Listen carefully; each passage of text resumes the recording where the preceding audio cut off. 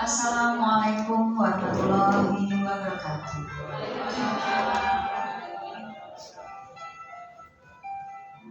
Yang terhormat Kepala SMP Negeri 1 Gedangan Bapak Ari Setiawan MPD, yang kami hormati Ibu Bapak Guru SMP Negeri 1 Gedangan, dan yang kami hormati calon guru penggerak Angkatan 9 Ibu Nuraini SPD. Alhamdulillah, puji syukur marilah kita panjatkan karena atas rahmatnya kita bisa berkumpul dalam acara hari ini dalam keadaan sehat walafiat. Acara hari ini merupakan suatu perwujudan dari tugas modul 1.4.A.9, yaitu aksi nyata dari calon guru penggerak Angkatan 9 Ibu Nuraini SPD. Berikut adalah susunan acara pada hari ini. Yang pertama adalah pembukaan, yang kedua adalah sambutan, yang ketiga adalah pemaparan diseminasi, dan yang keempat adalah tanya jawab atau refleksi, yang kelima adalah doa, dan yang terakhir adalah penutup. Sebelum memulai acara hari ini, marilah kita buka dengan ucapan basmalah bersama. Bismillahirrahmanirrahim. Selanjutnya, sebelum pemaparan diseminasi dari calon guru penggerak Angkatan 9, maka marilah kita dengarkan sambutan dari Wakil Kepala Sekolah SMP Negeri 1 Gedangan yang akan disampaikan oleh Bapak Endi Budiono SPD. Kepada beliau dipersilakan.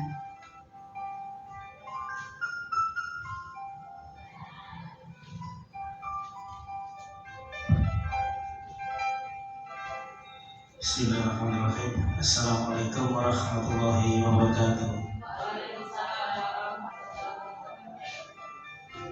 Bismillahirrahmanirrahim. Yang terhormat Kepala SMP Negeri 1 Gedangan, yang terhormat Ibu Nuraini sebagai calon guru penggerak yang saat ini melakukan diseminasi, dan Bapak Ibu guru beserta diseminasi yang saya banggakan. Kita panjatkan rasa syukur kehadirat Allah Subhanahu wa Ta'ala karena pagi ini kita diberi kenikmatan, diberi kesehatan, diberi kesempatan untuk tatap muka di sini dalam keadaan sehat walafiat. Selawat juga salam selalu tercurahkan kepada junjungan baginda Rasulullah Muhammad SAW. Bapak Ibu yang saya hormati, ya, seperti kita ketahui bahwa Ibu Nuraini hari ini melakukan diseminasi aksi nyata dari calon guru penggerak yang merupakan syarat, ya, langkah-langkah untuk menjadi calon guru penggerak. Ya. Sebagaimana kita ketahui bahwa guru penggerak adalah program dari guru-guru merdeka, ya, yang dicanangkan oleh pemerintah saat ini. Yang tujuannya adalah untuk menyongsong yang dicanangkan pemerintah, yaitu generasi emas tahun 2045 yang akan datang. Kita prediksikan bahwa tahun itu generasi kita akan bisa menguasai dunia, itu yang kita harapkan. Ya. Itu sangat bagus sekali. Makanya Departemen Pendidikan kita mencanangkan guru penggerak, sekolah penggerak, ya, untuk memperbaiki sistem pendidikan kita yang sebelumnya baik menjadi lebih baik, gitu ya. Bapak Ibu, guru penggerak itu adalah di sini adalah eh, dimaksudkan untuk merubah proses belajar kita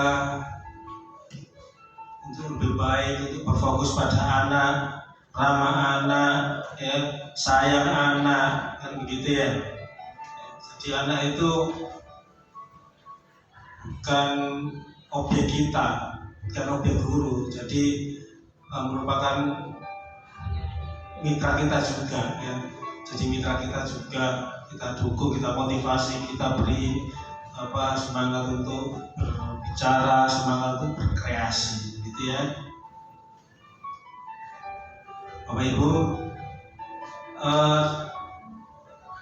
kita sebagai guru juga terjun pada pada anak, gitu ya. Kita selami dulu anak itu bagaimana, ya.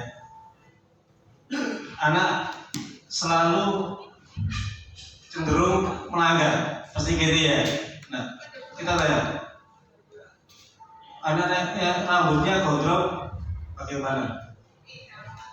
Rambut gondrong mempengaruhi belajar apa enggak? Tidak, ya. Dan pakai bed mempengaruhi belajar apa tidak? Tidak. Dan pakai kamar? Tidak. Suatu putih? Tidak. Kita terjun dulu, kita masuk ke dunia anak dulu, ya. Kita dukung zaman IT, zaman digital, zaman TikTok, zaman shopping aja masuk TikTok, kan gitu ya. Jadi kita kalau nggak menguasai itu, kita ditelan sama anak-anak kita, gitu ya. Dan semoga kita bisa saling mendukung, saling diskusi, ya, supaya kemampuan kita sama. Kita sebagai guru tidak ketinggalan. Saya kira cukup dari saya, ya. Kita memberi dukungan kepada Bu Nuraini untuk melakukan diseminasi ini, untuk melakukan apa-apa yang berkenaan dengan budaya positif sekolah. Itu ya, kita dukung, kita beri semangat. Oke? Saya kira cukup sekian dari saya. Wassalamualaikum warahmatullahi wabarakatuh.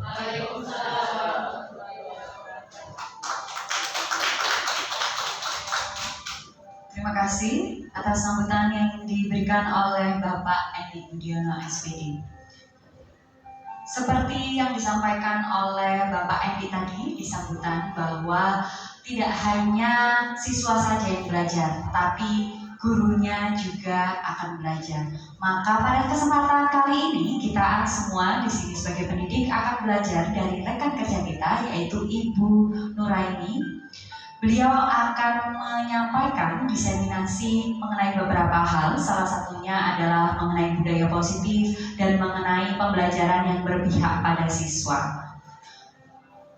Untuk singkatnya, profil Bu Aini adalah seorang ibu rumah tangga. Beliau juga merupakan seorang guru bahasa Indonesia. Baik di rumah dan di sekolah, beliau mendedikasikan dirinya untuk pekerjaannya. Maka kita di sini percaya bahwa apa yang akan disampaikan oleh Bu Aini ini demi kita untuk bisa berubah menjadi pendidik yang lebih baik dan memperoleh manfaat bersama. Untuk itu, tanpa menunggu waktu lebih lama, marilah kita sambut narasumber kita hari ini, yaitu Ibu Nuraini SPD. Kepada beliau dipersilakan.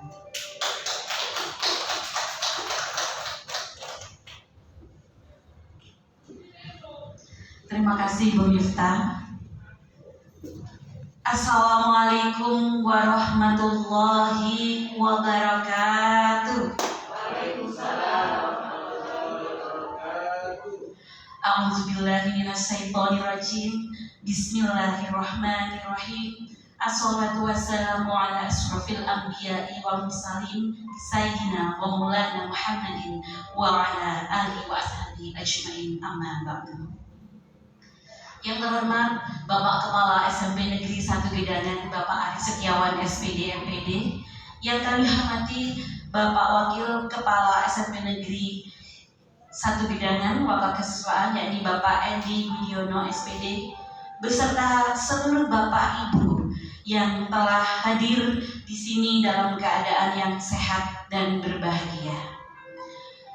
Puja dan puji syukur mari pertama kita panjatkan kehadirat Allah Subhanahu wa Ta'ala, karena pagi hari ini kita bisa berkumpul dalam kegiatan diseminasi ini dalam keadaan sehat walafiat. Kedua kalinya, salawat serta salam tak lupa kita haturkan kepada junjungan kita Baginda besar Muhammad SAW yang telah membawa kita dari zaman jahiliyah menuju zaman yang terang benderang, yakni ad-dinul Islam wal iman. Bapak Ibu yang saya hormati, saya ingin ucapkan terima kasih sekali lagi atas perkenan jenengan hadir di sini. Namun ada yang perlu saya koreksi sebelumnya. Kalau tadi Bu Miftah mengatakan panjenengan rawuh kesini untuk belajar dari saya, bukan. Saya tidak ingin mengajari jenengan. Saya bukan gurunya jenengan, tapi saya rekan jenengan. Saya partner panjenengan. Jadi saya mohon ya, apa nanti yang saya sampaikan, saya tidak ada maksud untuk menggurui. Mari kita belajar bersama, kita membaca bersama.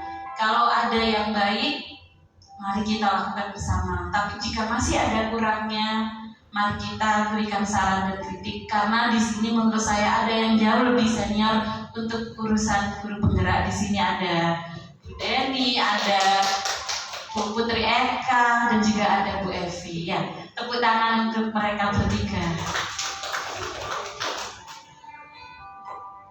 Baik Bapak Ibu yang berbahagia, mari kita mulai kegiatan diseminasi kita pagi hari ini.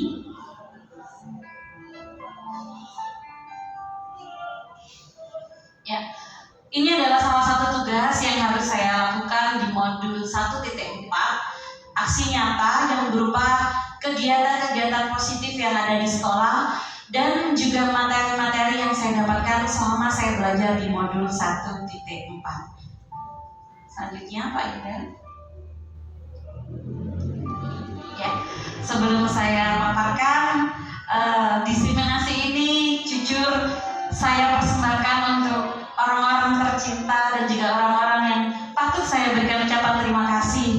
Yang pertama saya dedikasikan kepada fasilitator saya, Ibu Purwati Ningsih SPD MPD. Beliau adalah seorang fasilitator yang sangat baik, bijaksana, dan disiplin. Hampir setiap hari selalu mengecek anggotanya, siswanya. Ayo, Mbak ini, Bu ini, Pak ini belum selesai tugas ini, silakan segera diunggah. Seperti itu, sangat menginspirasi.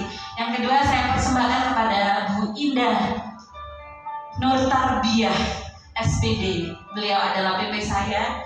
Beliau adalah orang yang sangat lembut, orang yang sangat luwes dan pandai sekali, sehingga saya sangat terinspirasi oleh beliau. Di balik kelembutannya, beliau juga orang yang sangat pandai.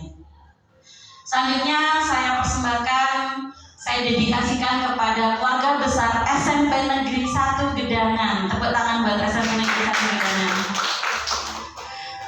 Saya merasa bersyukur karena saya berada di sini, dan menurut saya SMP Negeri 1 Gedangan saya sangat memberikan support kepada saya, sehingga sekarang saya bisa berada di sini mendiseminasikan modul 1.4 karena kesempatan yang telah diberikan oleh kepala sekolah, wakil kepala sekolah, dan dukungan semua teman-teman.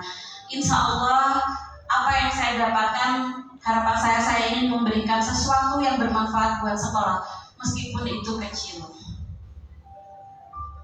Karena ada orang yang mengatakan bahwa sebaik-baik orang adalah orang yang bermanfaat. Mungkin ini Bu Nadia yang lebih hafal bahasa Arabnya ya. Yang selanjutnya diseminasi ini saya persembahkan untuk keluarga tercinta saya ya, suami saya, anak-anak saya. Karena jujur selama saya mengikuti kegiatan guru penggerak ini, yang paling banyak berkorban itu adalah suami dan anak-anak saya. Bagaimana tidak? Setiap kali saya mengerjakan tugas sampai larut malam, suami saya selalu siap, sudah ada apa-apa anak-anak sama saya. Tapi di satu sisi juga saya merasa kadang-kadang saya menelantarkan anak saya dalam artian seharusnya saya temani bermain, saya tinggal mengerjakan tugas.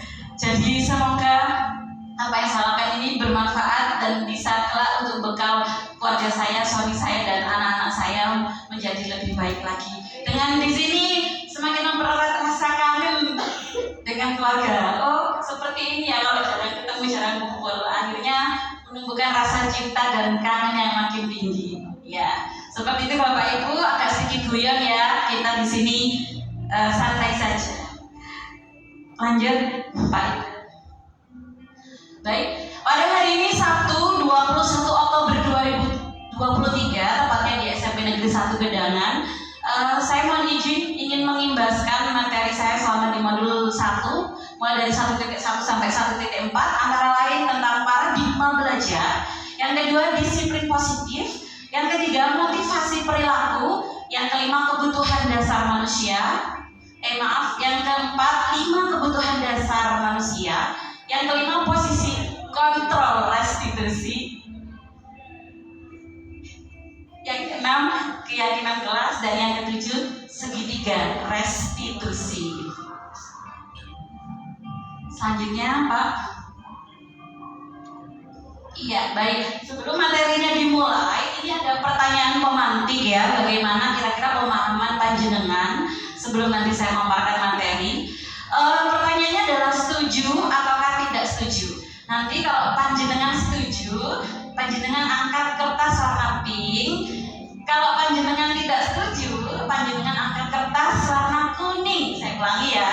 Kalau panjenengan setuju, angkat kertas pink. Kalau tidak setuju, angkat warna kuning.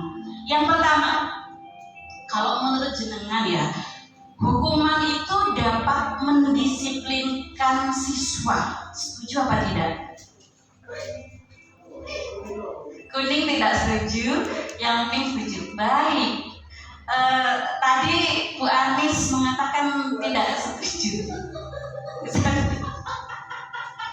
Kenapa tidak setuju? Karena tidak semua harus dapat hukuman untuk mendisiplinkan siswa. Karena menurut Bu Sampi, tidak semua siswa itu bisa disiplin dengan hukuman begitu ya. Terus ada yang mengangkat kartu kuning tadi, Pak Yuda ya. Oh Pak Endi kartu kuning. Kenapa Pak Endi setuju kalau hukuman itu dapat mendisiplinkan siswa?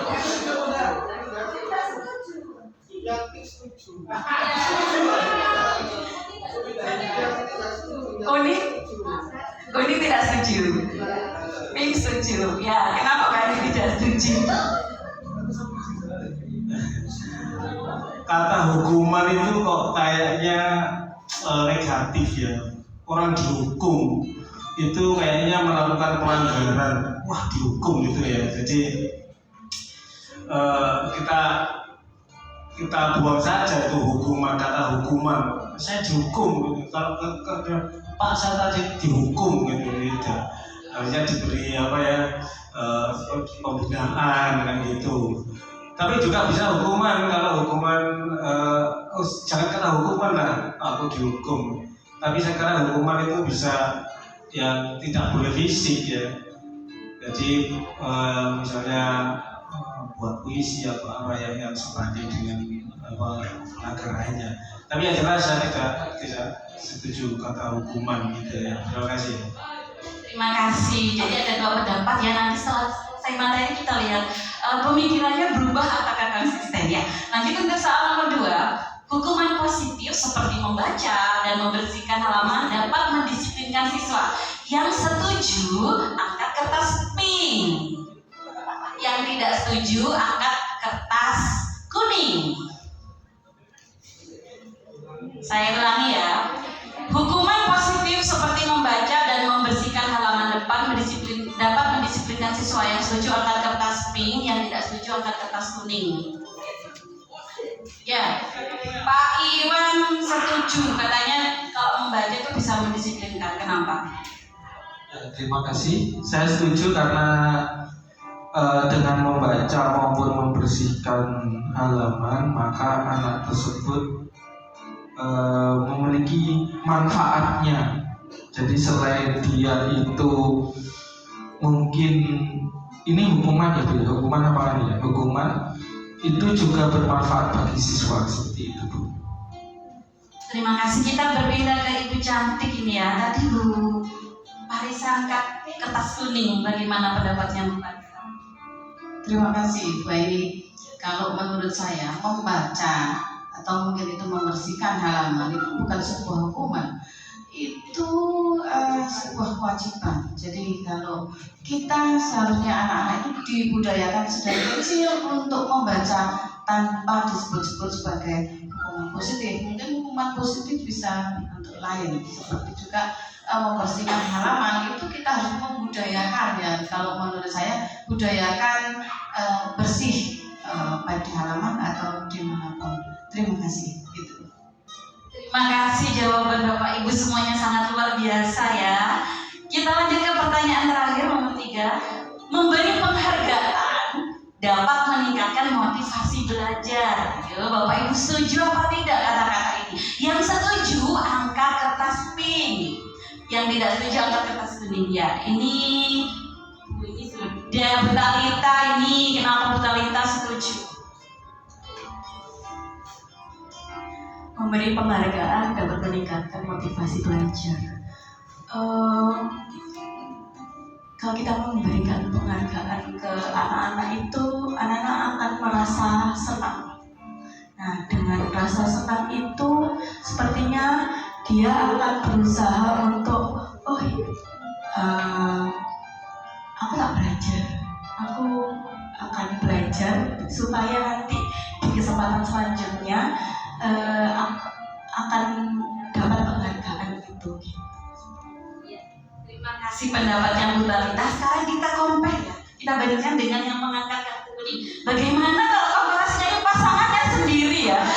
Pak Yuda, yo ini istri vs suami.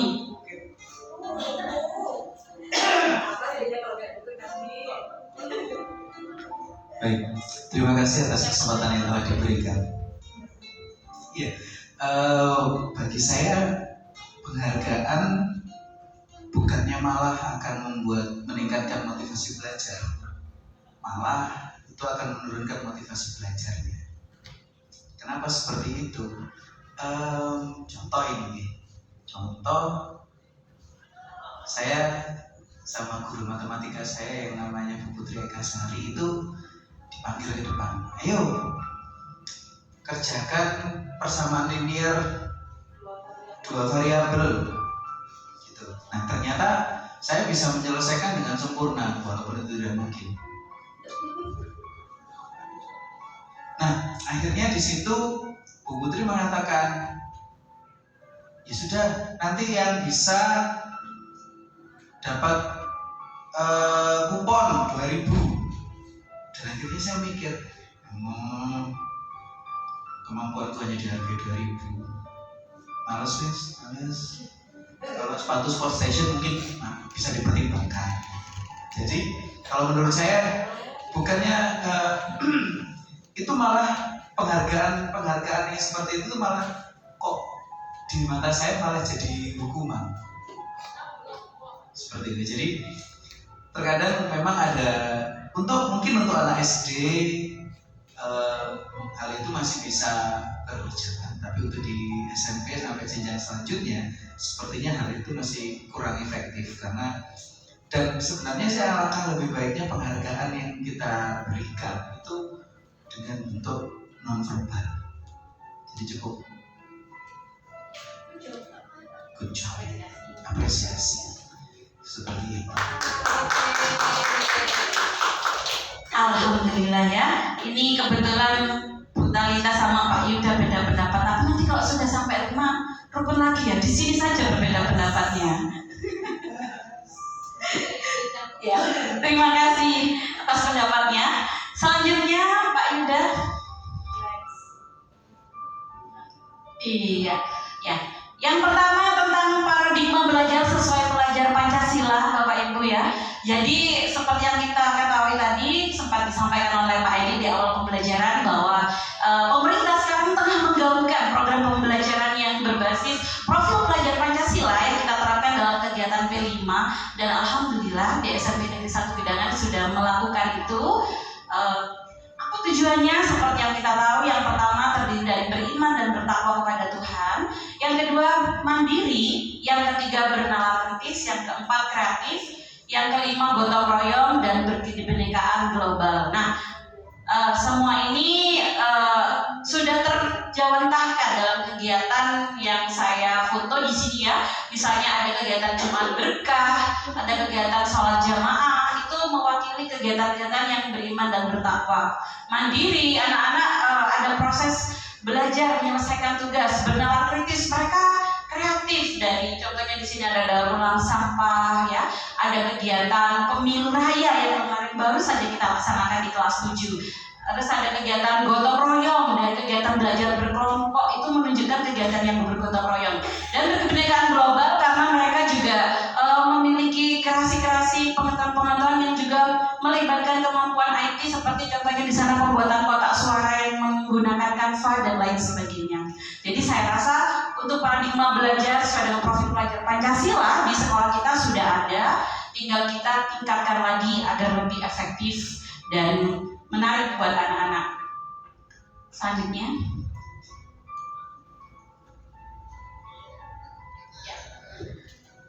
kita berbicara masalah disiplin positif menurut Dr. William Glasser.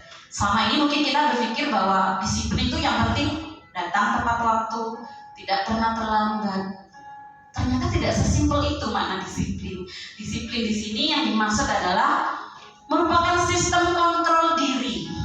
Jadi lebih luas. Sistem kontrol diri dari dalam tubuh kita, dari dalam mindset kita, dari dalam hati kita, yang membuat kita itu bisa mengendalikan diri kita, baik secara waktu, tindakan, ucapan, dan tanggung jawab. Jadi kadang-kadang disiplin itu tidak hanya tindakan saja ya, tapi ucapan kita. Makanya ini dari diri saya sendiri juga kadang belajar. Kadang-kadang kalau ada ucapan-ucapan saya yang salah, tidak seharusnya, tidak selayaknya, berarti kontrol disiplin saya dalam berlisan ini masih kurang dan itu perlu ditingkatkan. Nah, dalam teori yang disampaikan oleh Bapak Dr. William Glasser, beliau juga menyampaikan ada 4 ilusi yang selama ini masih sering ada di benak kita ya. Kita selalu merasa bahwa guru itu pengontrol siswa, padahal bukan. Jadi guru itu bukan satu-satunya pengontrol siswa. Coba panjenengan pernah nggak satu ketika jenengan menghadapi beberapa murid, yang satu nganut banget sama jenengan, sedangkan yang satu nggak ngereken belas bablas. Ada yang seperti itu? Ada.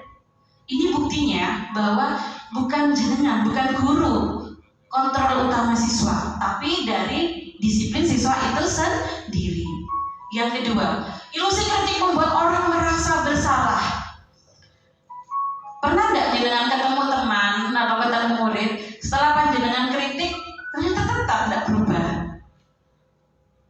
Pernah? Ya. Atau mengkritik siswa sudah dimarahi, tapi tetap tidak berubah? Ya. Jadi sebenarnya itu semua hanya ilusi, bukan kritik yang bisa membuat mereka sadar, tapi lebih ke disiplin kontrol mereka sendiri. Yang ketiga, ilusi penguatan positif efektif. Nah, tadi mungkin ada yang disampaikan teman-teman sebelumnya, misalnya ada kata-kata bagus, pintar. Nah, itu memang efektif, tapi tidak 100%, karena tidak semua anak yang diberikan penguatan positif juga bisa efektif. Karena tadi kalau katanya Bu Talita diberi reward mungkin bisa semangat, tapi menurut Pak Yuda bisa jadi malah membuat anak mencibir atau tanggung jawabnya hanya berdasarkan penguatan saja. Kalau tidak ada penguatan, tidak melaksanakan. Yang keempat, ilusi orang dewasa memiliki hak memaksa. Ini mungkin Bapak Ibu ya yang perlu kita raba dari hati kita masing-masing. Saya juga merasa begitu, karena ini sebenarnya dampaknya tidak hanya pada siswa tapi juga pada anak-anak kita ya. Kadang kita sebagai orang tua suka memaksa, pokoknya itu ngene lek kak ngene yo kaoleh sing benernya ngene nek ngono salah. Nah, kadang kita seperti itu. Ternyata bukan seperti itu hanya ilusi kita. Setiap anak itu punya hak kemerdekaan untuk menentukan pendapat dan ide. Jadi bukan kita yang berhak dan wajib mengatur. Mereka punya jiwa sendiri, mereka punya inisiatif sendiri. Kita harus menghargainya ya.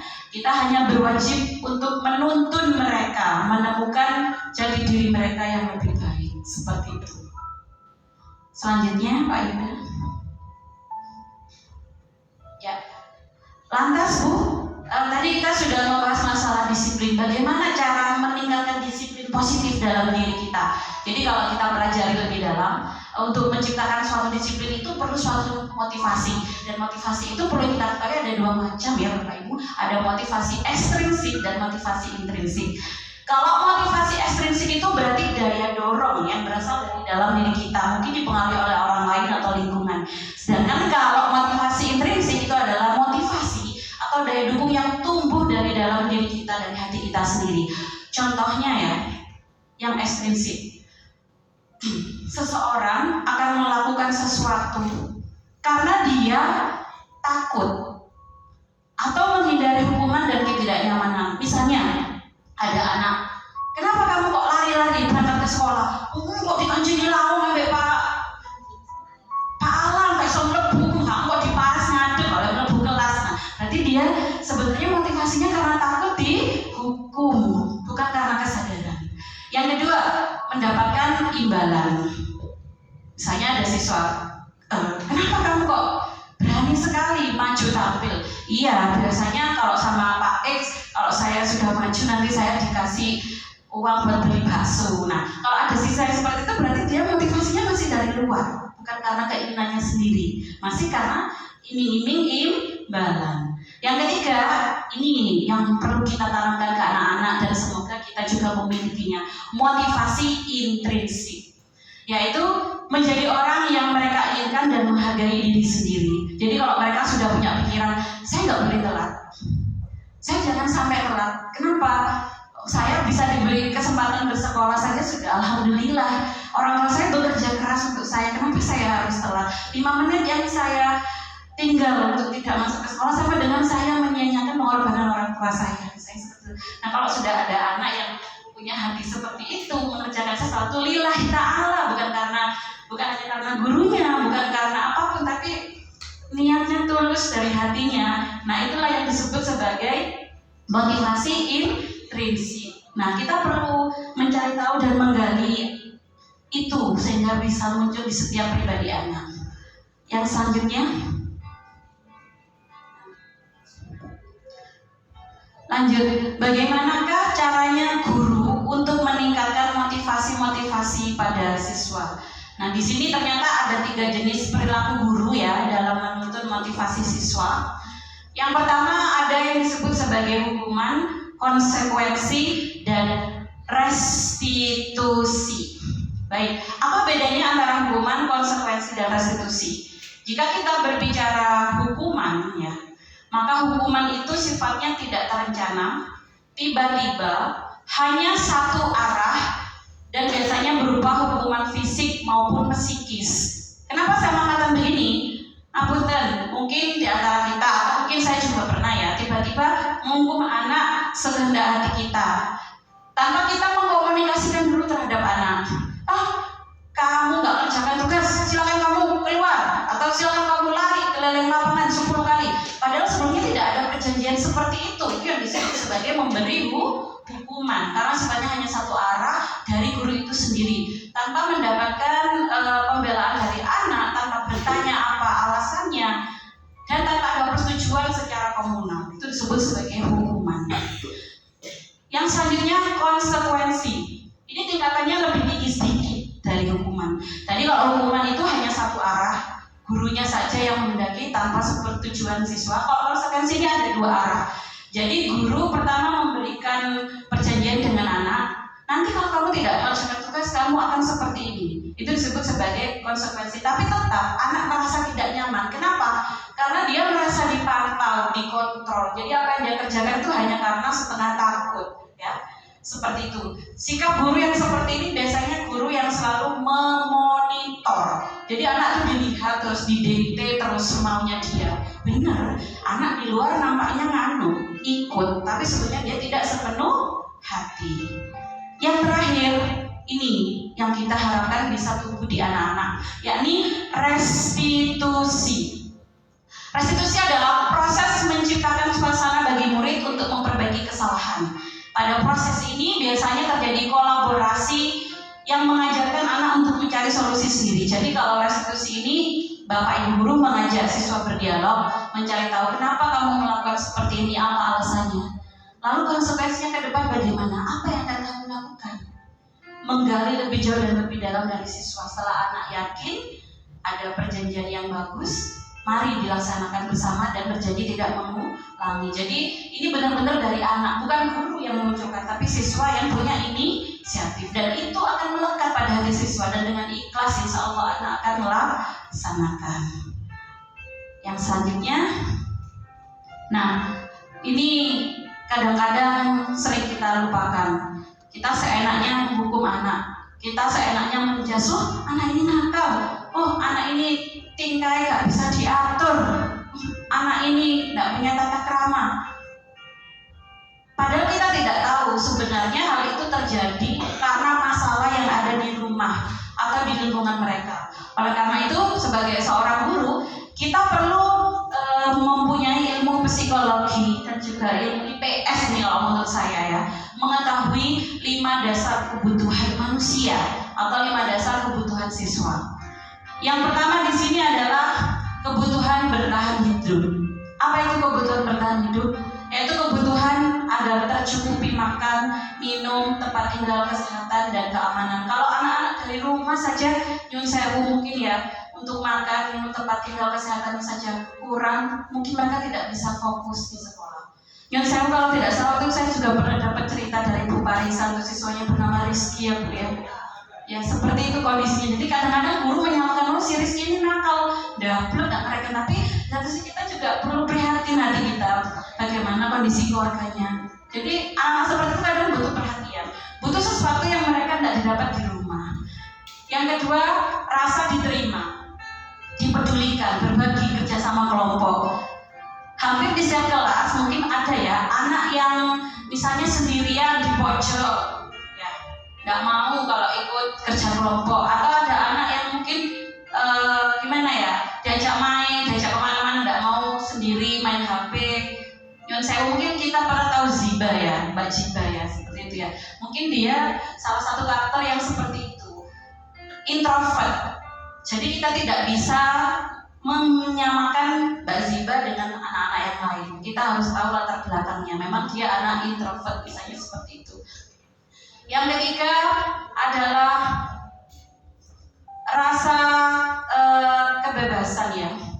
Harga diri, keinginan untuk dianggap, memimpin, berprestasi, diakui dan didengar. Jadi kadang-kadang kita itu perlu, tidak hanya satu anak saja yang kita tunjuk. Kadang-kadang kita kalau di kelas yang pintar saja yang kita tunjuk. Kadang-kadang anak yang kurang pintar atau tidak pernah ditunjuk itu kepengen, saya juga kepengen loh ditunjuk. Karena itu sebagai bentuk rasa diakui atau kebebasan. Yang selanjutnya adalah rasa kesenangan ya. Kesenangan di sini misalnya bermain, humor, antusiasme, tertawa. Jadi seorang anak itu butuh, kalau di kelas itu jangan hanya diajak belajar, jangan hanya diberi tugas banyak, tapi kita perlu membuat mereka senang dengan bermain, dengan humor, antusias, agar mereka tertawa. Nanti kalau hati mereka sudah senang, hati mereka sudah bahagia, insya Allah belajar itu akan lebih efektif. Yang penting buat dulu anak kita merasa aman dan nyaman ya. Selanjutnya Pak Ida. Nah ini yang harus kita pelajari juga ya. Ternyata tipe guru itu kalau dilihat dari kontrol emosinya, kontrol restitusinya itu ada 5 macam guru. Yang pertama adalah guru yang memiliki kontrol sebagai penghukum. Kalau guru suka menghukum, biasanya ciri-cirinya suka menghadik, menunjuk-nunjuk pakai tangan, membentak, berkacak pinggang, bahkan melotot. Nah, akibatnya apa kalau ada guru yang seperti itu? Murid jenengan itu akan menjadi dendam, agresif, dan lebih parahnya lagi akan membenci jenengan dan tidak menyukai gurunya ya. Nauzubillah dzalik, insya Allah di Sepen Sakit tidak ada ya guru yang seperti itu. Insya Allah semuanya bagus, semoga ya. Terus yang kedua adalah guru yang membuat merasa bersalah. Biasanya guru yang suka membuat anak merasa bersalah itu suaranya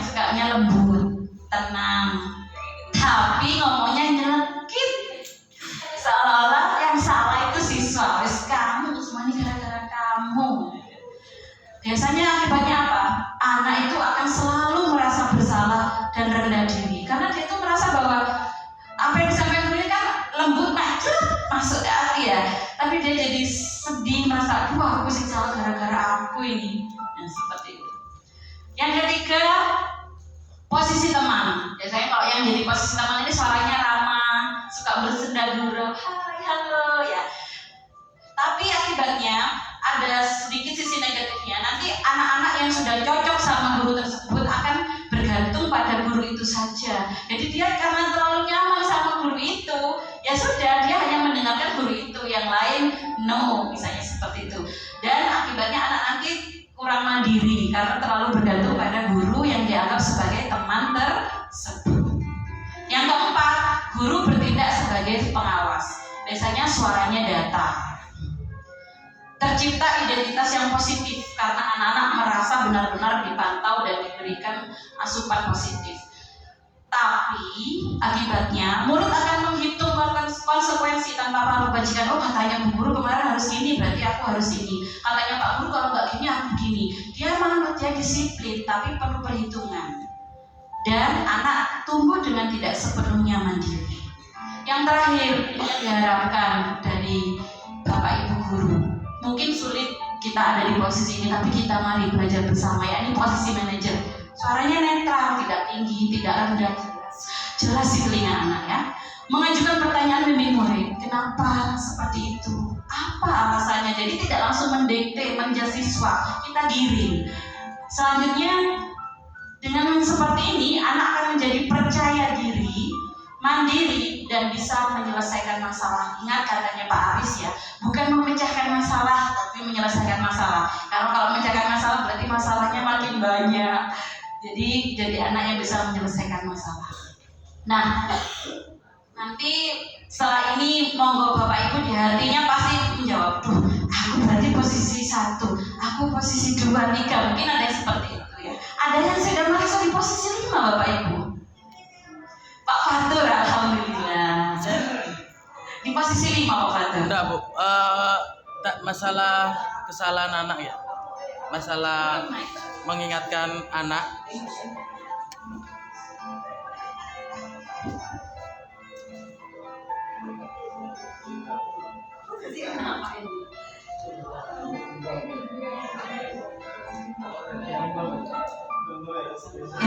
Baik, Assalamualaikum warahmatullahi wabarakatuh. Bu ingin menjelaskan tentang jika anak melakukan kesalahan, apa yang harus dilakukan sama Bapak Ibu Guru. Yang saya tangkap dari ini itu tahapan awal. Apakah ada tahapan 1, tahapan 2, ada tahapan 3? Maksud saya, jika anak itu sudah melakukan kesalahan berkali-kali dengan cara kita menanyakan, terus mengajak menyelesaikan masalah, tapi dia itu mengulang-ulang masalahnya, kita sebagai guru menunjukkan bahwa ini yang salah, bahwa ini yang kurang tepat, tapi anak itu tetap melakukannya. Apa tindakan guru, apa tetap kita sebagai manajer atau pengawas atau posisi teman, apakah sudah sampai tahap keberapa guru itu menjadi penghukum? Seperti itu. Misal merokok ya, merokok di sekolah, kita buat kesepakatan bersama bahwa merokok sekolah, bahwa merokok itu untuk kesehatan tidak baik, apalagi di sekolah sebagai anak sekolah seperti itu. Tapi itu tetap dilakukan. Itu sudah sampai tahap keberapa? Terima kasih. Terima kasih Pak. Ini pertanyaan langsung dijawab saja ya, tapi sebentar karena sebenarnya materi yang ditanyakan Pak Fatur ini nanti akan diulas di materi terakhir segitiga restitusi Pak ya. Jadi saya jawab sederhana saja. Kalau tadi pertanyaannya apakah guru harus terus istiqomah menuntun anak yang seperti itu atau berhenti? Jawabannya adalah guru harus istiqomah. Ingat, kita tidak bisa memaksakan anak itu seperti yang kita inginkan. Kun fayakun ya, kalau Gusti Allah sekarang meminta langsung jadi. Tapi kita memang harus sabar ya. Yang kita tanam hari ini bisa jadi tumbuhnya 10 tahun yang akan datang atau 20 tahun yang akan datang. Tetaplah menebar kebaikan, masalah hasil itu Allah yang memberikan contoh yang baik sebagai seorang guru harus menuntun sesuai dengan kodrat alam dan zamannya anak-anak. Untuk detailnya nanti di materi terakhir Pak ya, segitiga restitusi bagaimana menghadapi anak-anak yang seperti itu. Lanjut Pak. Kita simak video ini ya, nanti dijawab bersama, angkat tangan yang tahu.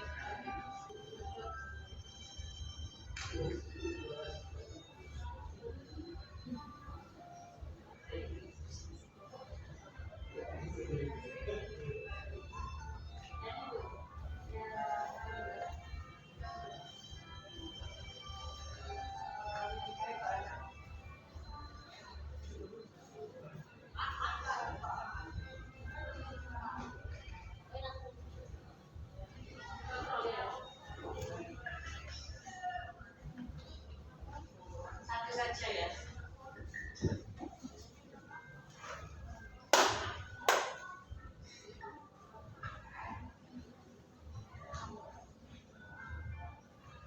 Nanti kalau saya bilang cukup langsung dihentikan Pak ya. Jadi hanya diambil secuplik saja.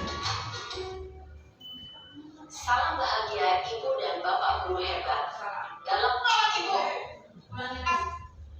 Apa sih kamu lihat? Maju. Ya.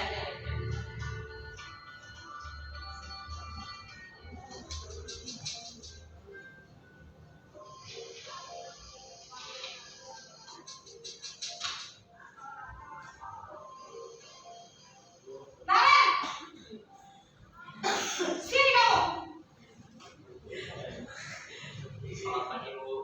Selalu terlambat. Kamu deh, pasti terlambat. Aku, saya. Apa coba? Alasan kamu apa lagi? Kapan sih kamu tidak terlambat? Malas sekali ya kamu jadi anak. Saya. Dasar pemalas. Gak kapok-kapok sih kamu. Sudah berapa kali terlambat? Sana, kamu keliling lapangan basket 2 kali. Kenapa saya harus keliling lapangan basket, Bu? Kenapa? Kamu melawan ibu. Berani-beraninya jawab. Sudah terlambat, masih berani jawab pula.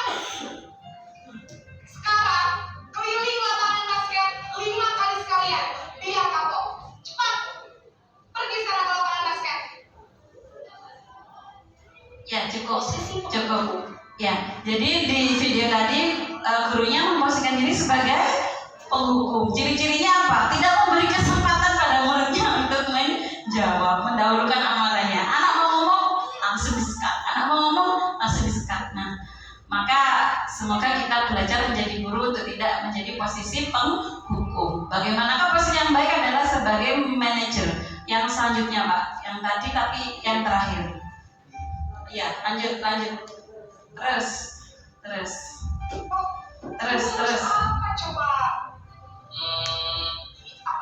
Saya lepas tanggal saya semalam. Baik.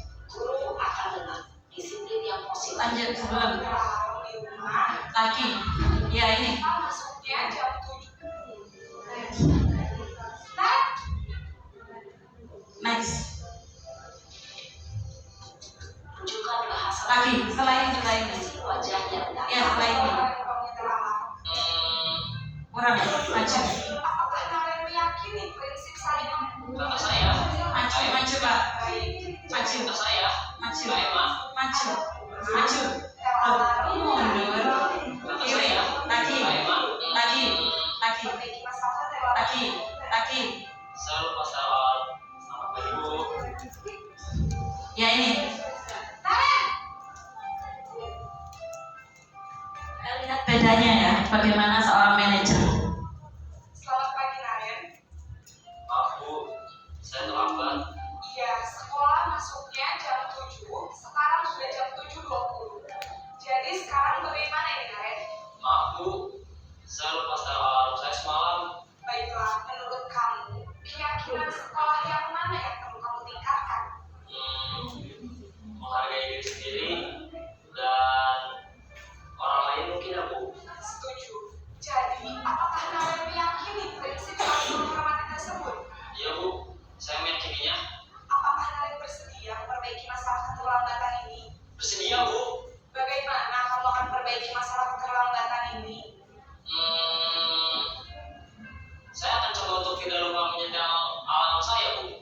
Baik, kalau Naren lupa menyetel alarm di rumah, ada orang yang kira-kira bisa bantu mengingatkan tidak? Ada Bu, kakak saya, Kak Emma. Ada lagi selain Kak Emma? Selain Kak Emma, ada ibu saya.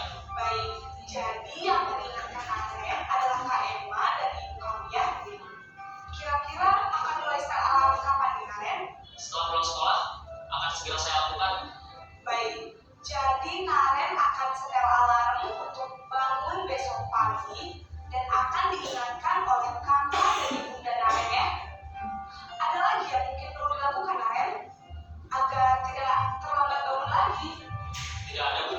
Baik Naren, terima kasih untuk kerjasama kamu. Sekarang kamu perlu kembali ke kelas untuk belajar. Baik Bu, terima kasih. Posisi manajer adalah posisi kontrol. Baik, Bapak Ibu, itu yang video yang kedua adalah memposisikan diri sebagai seorang manajer. Tadi terbukti Ibu Guru tadi tidak langsung marah, tapi beliau mencari tahu dulu alasannya kenapa anak terlambat. Setelah anak memberitahu alasannya, guru memancing lagi. Terus kalau seperti itu harus bagaimana nak? Nah, anak berpikir sendiri untuk menemukan solusinya. Setelah anak menemukan solusi, dipancing lagi ya sudah. Terus kedepannya bagaimana? Jadi ada perjanjian dari hati ke hati. Ya, insya Allah seperti itu posisi yang baik bagi seorang guru. Semoga kita nanti bisa melakukannya. Pak, lanjut untuk teori selanjutnya. Bagaimana Bu membentuk anak-anak yang bisa memiliki sifat seperti itu dan guru yang bisa menjadi manajer? Yaitu membentuk keyakinan kelas. Keyakinan kelas itu kalau dulu mungkin ada istilahnya peraturan ya, tapi kalau peraturan kelas itu sifatnya mengikat. Tapi kalau keyakinan kelas itu dibentuk bersama, sifatnya abstrak, sesuatu bukan benda, tapi keyakinan dari hati. Berupa pernyataan universal, artinya pernyataan itu diakui oleh semua orang. Dibuat dalam pernyataan yang positif, misalnya ada kata, jangan membuang sampah sembarangan, dihindari kata jangan.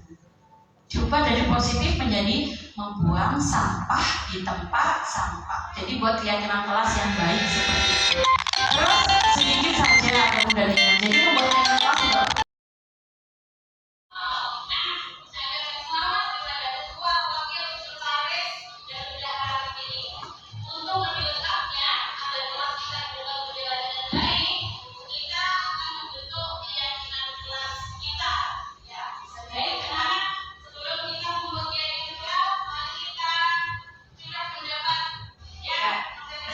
Meminta pendapat anak-anak. Setelah minta pendapat anak-anak kita tulis. Ini masih peraturan kelas ya, belum masuk keyakinan. Terus setelah itu lanjut Pak. Setelah kita mengadopsi dan menerima semua pendapat anak-anak, yang kalimatnya rata-rata kalau anak-anak ya kan namanya bahasanya anak. Rata-rata bahasanya bahasa negatif. Dilarang bermain HP, dilarang mencontek, dilarang bully Bu. Kita ubah menjadi kalimat positif yang kita sebut sebagai keyakinan kelas. Lanjut Pak.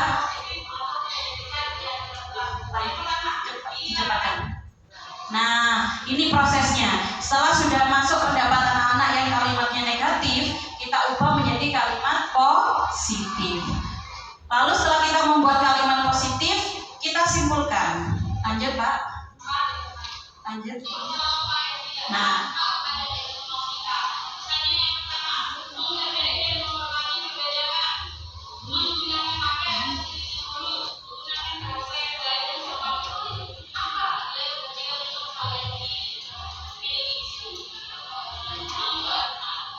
Jadi kita simpulkan dari kalimat-kalimat positif itu kita ambil nilai kebajikan universal. Misalnya dari menghargai teman, tidak bermain HP di kelas, itu dianggap sebagai nilai kebajikan universalnya menghormati. Misalnya seperti itu. Membuang sampah pada tempatnya, nilai kebajikan universalnya apa? Kebersihan. Kita tulis seperti itu dan kita anggap sebagai keyakinan kelas yang harus dilaksanakan secara tulus ikhlas dari semua anggota kelas. Lanjut Pak ke slide selanjutnya.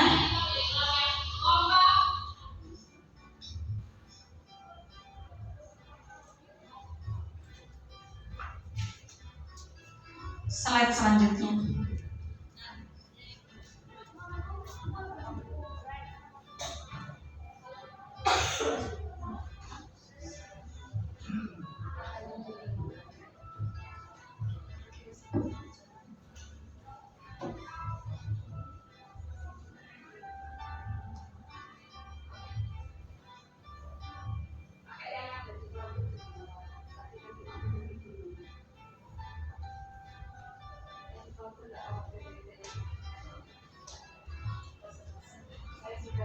Menyiapkan beberapa alternatif di dalam.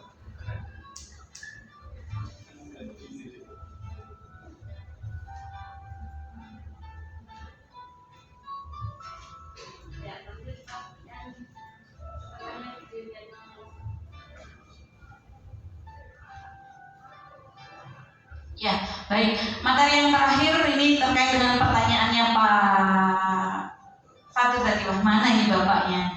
Ya, adalah keyakinan kelas. Ya, segitiga restitusi. Apa yang dimaksud dengan segitiga restitusi? Jadi tadi sudah disampaikan, restitusi artinya kita meng-coach siswa ya, agar timbul hatinya, dibuka hatinya untuk menyelesaikan satu masalah. Itu yang harus kita lakukan melalui 3 tahapan ini. Yang pertama adalah menstabilkan identitas. Menstabilkan identitas artinya kita menenangkan dan membesarkan hati siswa agar dia tidak drop. Misalnya dengan kalimat seperti ini, setiap orang pasti pernah melakukan kesalahan, tidak hanya kamu nak. Terus kamu bukan satu-satunya yang pernah melakukan ini, temanmu juga pernah. Jadi dia menjadi mulai berbesar hati, oh ya, jangan takut, jangan takut.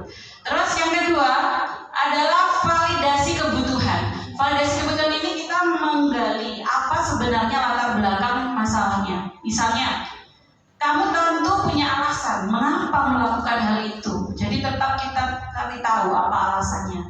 Yang selanjutnya, adakah cara yang lebih efektif untuk mendapatkan apa yang kamu butuhkan? Kita tanyakan lagi pada mereka, kita kembalikan lagi. Barangkali ada hal lain yang bisa dilakukan selain hal yang dilakukan tadi yang dianggap salah.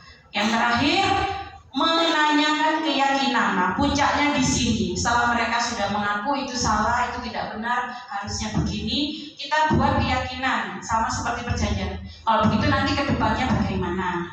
Harus bagaimana? Nilai-nilai apa yang telah kamu sepakati? Misalnya tadi yang dicontoh Naren, ya Bu, sepakati besok mau berangkat lebih pagi, menyalakan alarm. Jadi ada solusi pasti. Misalnya lagi, kamu ingin jadi orang seperti apa? Ya Bu, ke depan nanti saya ingin jadi orang yang selalu disiplin, tidak pernah telat datang tepat waktu. Nah, sebenarnya puncak segitiga restitusinya itu ada di sini. Selanjutnya Pak. Nah ini contoh, ada videonya sebenarnya, tapi kalau saya setel video sepertinya nanti akan waktunya panjang. Jadi saya screenshot foto-foto kegiatan saya sama anak-anak ini ya. Pernah merestitusi anak-anak. Ini bukan settingan ini Bapak Ibu, ini seriusan asli ini. Ada yang pecahkan kanvas, ada yang mainan HP, ada yang nggak mengumpulkan tugas, terus ada juga yang tidak mengikuti kegiatan maulid dan harus membuat salinan soal seperti itu ya. Jadi ini asli. Jadi kita di kelas memang harus membiasakan melakukan kegiatan restitusi. Restitusi itu tidak menghukum, tidak menghakimi, tidak memarahi, tapi berkonsultasi dengan siswa. Selanjutnya, ya kita sudah ada di puncak. Sebelum kita masuk refleksi, agar tetap terjaga semangatnya, mari kita yel-yel dulu ya. Spesial.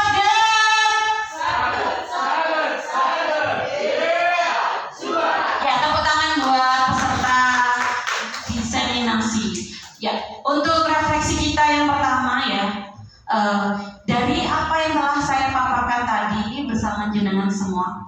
adakah hal menarik bagi Anda atau hal menarik apa yang Anda pelajari hari ini? Siapa yang ingin menyampaikan perasaannya? Hal menarik apa yang monggo Pak? Terima kasih. Saya mengikuti dari awal sampai akhir dengan penuh antusias. Ya, karena saya tidak bisa jadi guru penggerak. Ternyata banyak sekali yang tidak saya ketahui. Yang semuanya itu adalah bagus sekali untuk pembelajaran anak, membuat karakter baik anak itu ya.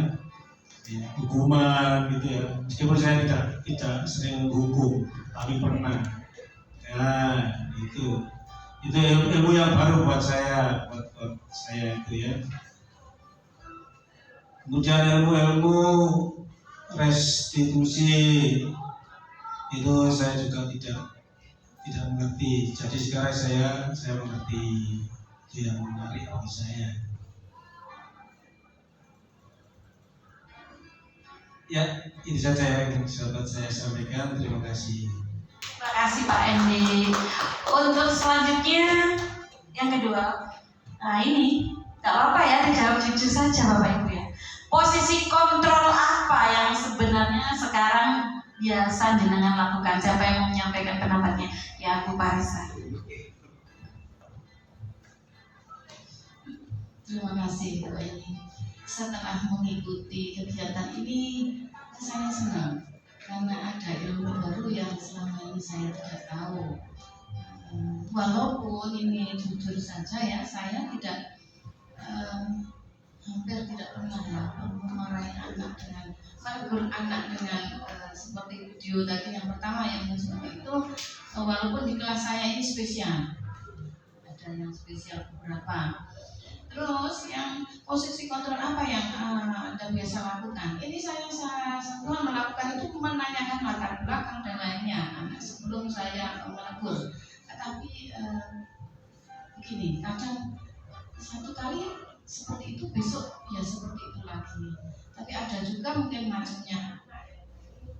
Satu kali dia kan selesai, tapi setelah itu setelah itu sudah berubah, sudah tidak seperti itu lagi dan sudah lurus dan bagus. Mungkin itu karena faktor yang lain-lain yang mungkin saya tidak tahu. Yang jelas dengan kegiatan ini saya merasa bertambah sedikit ilmu untuk ngadepin anak ke depannya. Terima kasih Bu Aini. Terima kasih Bu Parisa, berarti jangan sudah mencoba menjadi manajer Bu ya. Kalau saya selama ini jujur masih posisi kedua. Karena terlalu lembut kadang-kadang sampai membuat anak mungkin merasa bersalah. Awalnya saya anggap saya benar, ternyata salah. Belajar menjadi yang nomor 5. Nah, sekarang yang ketiga, ke depan nanti Anda ingin seperti apa setelah mendapatkan materi ini? Siapa yang berkenan menyampaikan pendapatnya? Setelah mengetahui materi ini, ke depan ingin menjadi seperti apa jenengan? Monggo, ada yang berkenan?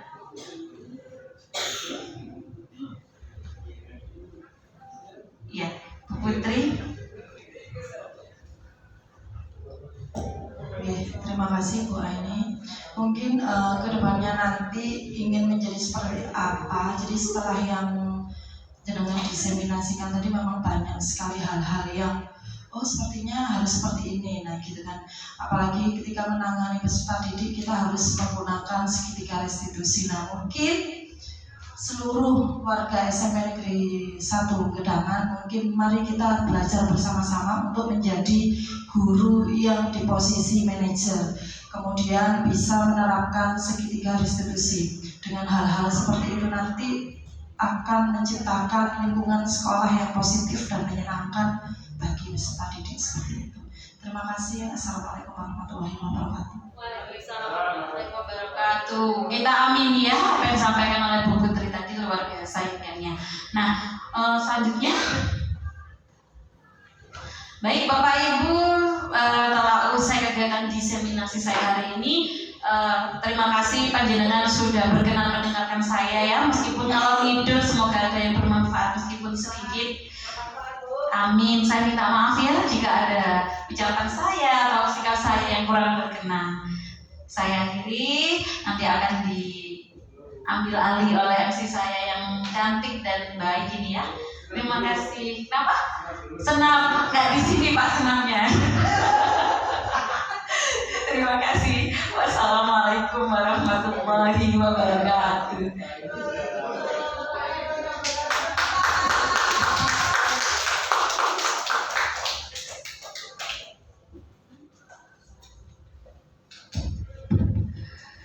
Bapak yang kami hormati, dengan berakhirnya pemaparan Ibu Nur Aini SPD, calon guru penggerak angkatan 9, maka berakhir pula rangkaian acara kegiatan diseminasi hari ini. Terima kasih kami sampaikan atas kesediaan Ibu Bapak untuk hadir dalam kegiatan hari ini. Semoga amal baik panjenengan kembali berupa kesehatan dan kebaikan bagi jenengan sekeluarga. Amin ya rabbal alamin. Demikian, terima kasih. Wassalamualaikum warahmatullahi wabarakatuh.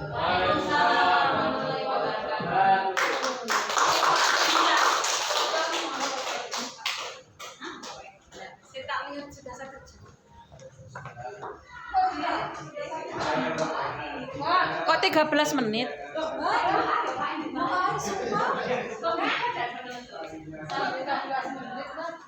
Ya. Iya enggak? Iya. Hah? 13 menit.